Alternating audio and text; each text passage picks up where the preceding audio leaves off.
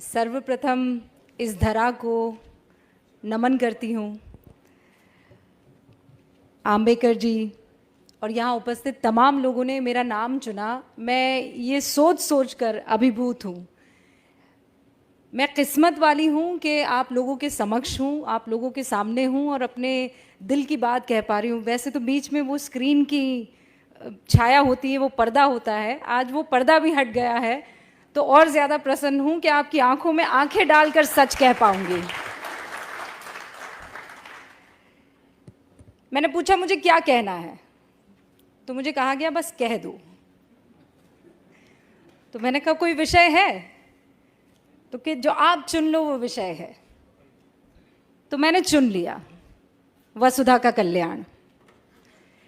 मैंने चुन लिया कि इस धरा का कल्याण विषय अगर ये है तो कोई विचारधारा ले आए, चांद ले आए, सूरज ले आए, अगर देश प्रेम सर्वोपरि है तो फिर सब कबूल है, सब चल जाएगा। कोई विषय चल जाएगा, कोई समाज चल जाएगा, कोई धर्म चल जाएगा, कोई पंथ चल जाएगा, कोई लिंग चल जाएगा। अगर देश प्रेम है तो सब चल जाएगा। और ये मैंने कहीं और नहीं, इसी जमीन पर, हिंदुस्तान में, भारत में हर आंखों में देखा है, उसे महसूस किया है, और वही काम मैं स्क्रीन पर भी करने की कोशिश करती हूँ। लोग कहते हैं आप कहते वक्त सोचती नहीं है, तो मैं कहती हूँ सोचती हूँ, इसीलिए कह पाती हूँ। और सोचती ये हूँ कि अगर आज मैं रुक गई तो फिर मेरे बच्चे रुक जाएंगे, मेरे बच्चों के बच्चे रुक जाएंगे। तो जो गलत है कह दो, और जो सच है फख्र से कह दो कि ये सच है। और यही मेरी कोशिश भी रहती है। और इतना प्यार, इतना प्रेम मुझे मिलता है कि फिर मुझे पलट कर देखने की ज़रूरत नहीं पड़ती है। और ये आप लोगों का सम्मान है। आज जिस कार्यक्रम में मैं उपस्थित हूँ, मुझे याद है स्कूल में जब छोटी थी, 5वीं कक्षा में रही होंगी, तो हिंदी की मेरी बड़ी स्ट्रिक्ट सी टीचर थी। तो उन्होंने देवऋषि नारद जी के बारे में एक कहानी मुझे सुनाई, बच्चों को सुनाई, और वो कहानी मैं चाहती हूँ कि आपके समक्ष भी रखूँ। तो नारद जी तो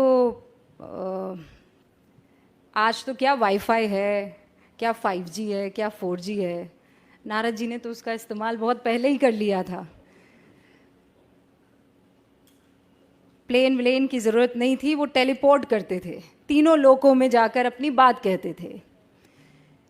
तो कहानी ये शुरू होती है कि नारद मुनि अपने अंदाज में स्वर्ग लोक में घूम रहे थे, नारायण नारायण कहते हुए।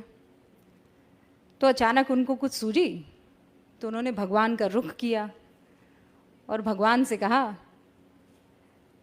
आपसे एक प्रश्न पूछूं? तो भगवान ने कहा, पूछो। ये जानते तो थे कि नारद जी के मुंह से निकल रहा है तो पंगा तो होगा, लेकिन पूछो, उन्होंने कहा। तो उन्होंने कहा, भगवान ये बताइए कि आपका सबसे प्रिय कौन है, आपके हृदय में कौन वास करता है, कौन है जो जिससे आप बेइंतहा प्रेम करते हैं, स्नेह करते हैं। तो भगवान मुस्कुराए और उन्होंने पृथ्वी की ओर देखा, और वहाँ इंसानों का टोला था, इंसानों की बस्ती थी। कोई किसी काम में लगा हुआ था, कोई लकड़ी काट रहा था, कोई खेती कर रहा था, कोई अपने हिसाब का जो उस वक्त काम था वो कर रहा था, कोई महिला खाना बना रही थी। तो प्रभु मुस्कुराए और उन्होंने कहा कि ये मेरे दिल में वास करते हैं, इनसे मुझे बड़ा स्नेह है। तो नारद जी को बड़ा गुस्सा आया। तो उन्होंने कहा कि आप मनुष्य की बात कर रहे हैं? तो प्रभु मुस्कुराए और प्रभु ने कहा, मनुष्य की बात कर रहा हूँ। तो उन्होंने कहा, अरे नारायण नारायण मैं करता फिरता हूँ, ऐसा कोई पल, ऐसा कोई वक्त नहीं गुजरता कि मेरे मुख से नारायण नारायण ना निकले, और आपको प्रसन्न करता है मनुष्य। आपको पसंद आता है मनुष्य, आपका स्नेह मनुष्य से। तो प्रभु फिर मुस्कुराए, उनकी अपनी लीला। उन्होंने कहा कि इस मनुष्य को मैं छोड़ दूंगा, तुम बस ये मेरा जो इम्तिहान है उसे पास कर लो। तो नारद जी ने बोला, ऐसा कौन सा इम्तिहान है कि मैं पास ना कर पाऊं? प्रभु आप कहिए, करना क्या है? तो प्रभु ने देव ऋषि को कटोरा दिया बड़ा सा, और उसे एकदम एज तक दूध में भर दिया। और प्रभु ने कहा कि अब इसे तुम तीनों लोकों में लेकर घूमो, पर ध्यान रहे एक बूंद दूध की नीचे ना गिरने पाए। तो देव ऋषि ने कहा कि अरे ये क्या बड़ी बात हो गई, ये तो मैं चुटकियों में कर दूंगा। तो उन्होंने कहा फिर मिलते हैं।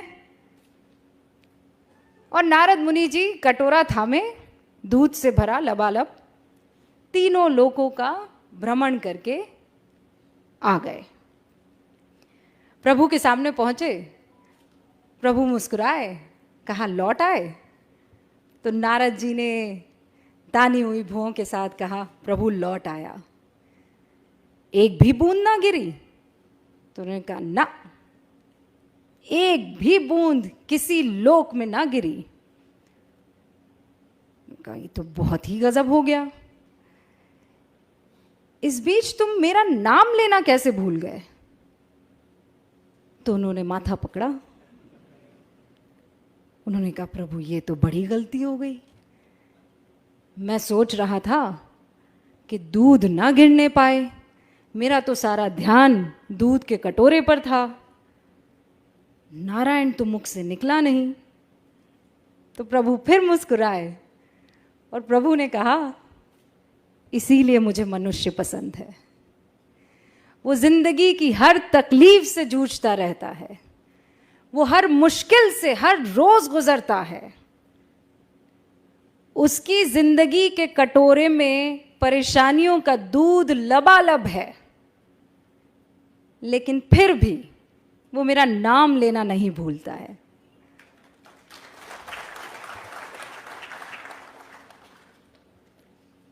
तो देव ऋषि भी मुस्कुराए, हाथ जोड़े और कहा प्रभु की लीला अपरंपार है, नारायण नारायण, और मनुष्य भी कमाल है। तो आज जब मैं दिल्ली से यहाँ का सफ़र कर रही थी, तो एक बार फिर से देव ऋषि नारद मुनि मेरी आंखों के सामने थे, मेरा बचपन मेरे सामने था, और वो बुजुर्ग हिंदी की टीचर जो इसी अंदाज में कहानी कह रही थी, और मुझे लगता है इससे बेहतर कह रही थी वो, और मैं टकटकी लगाए उन्हें सुन रही थी और ये जानने की कोशिश कर रही थी कि कौन बेहतर होगा, मनुष्य के देव ऋषि नारद मुनि। लेकिन प्रभु की लीला। अब इसे आप कट्टू जोड़ दीजिए पत्रकारिता में। हाँ, हमें करप्शन उजागर करना है, देश की नीतियों पर, तमाम तरीके की राजनीति पर हर तरीके की कवरेज करनी है, क्राइम भी हो रहा है, महिलाओं के उत्थान की बात करनी है, समाज के कल्याण की बात करनी है। तो ये कटोरे में दूध है, लेकिन क्या इस बीच मैं इस धरा के कल्याण को भूल जाऊंगी? वो भी मुझे ध्यान रखना है। और एक पत्रकारिता का उसूल हमें सिखाया गया था, सत्यम शिवम सुंदरम। लेकिन सत्य हमेशा सुंदर हो ये जरूरी नहीं है।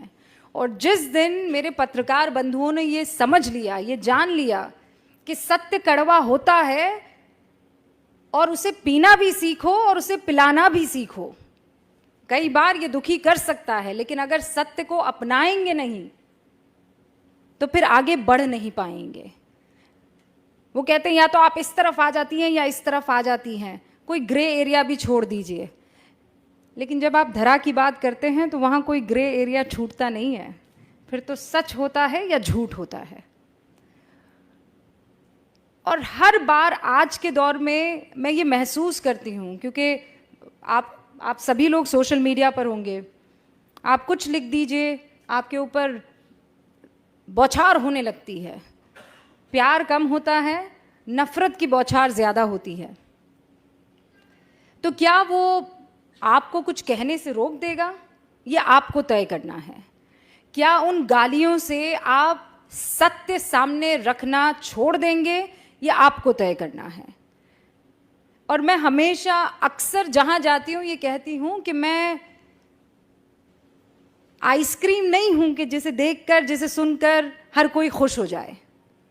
मैं एक पत्रकार हूं और पत्रकारिता में दो पक्ष ही होते हैं। अक्सर ये सिखाया जाता है कि पत्रकारिता में आपको अनबायस्ड होना चाहिए। बहुत लोग मेरी बातों से इत्तेफाक नहीं रखेंगे, लेकिन मुझे ये कहना आप लोगों के सामने ज़रूरी है। जब देश की बात आएगी, वतन की बात आएगी, तो इसमें अनबायस्ड कोई कैसे हो सकता है? एक आतंकवादी दनादन गोलियां चला रहा है, आप निष्पक्ष हो जाएंगे? एक 8 साल की बच्ची के साथ बलात्कार हो रहा है, आप निष्पक्ष हो जाएंगे? आपको पक्ष तो लेना होगा ना। या आप जो कहते हैं कि इन मसलों पर निष्पक्षता चाहिए, इन मसलों पर निष्पक्षता कैसे हो सकती है?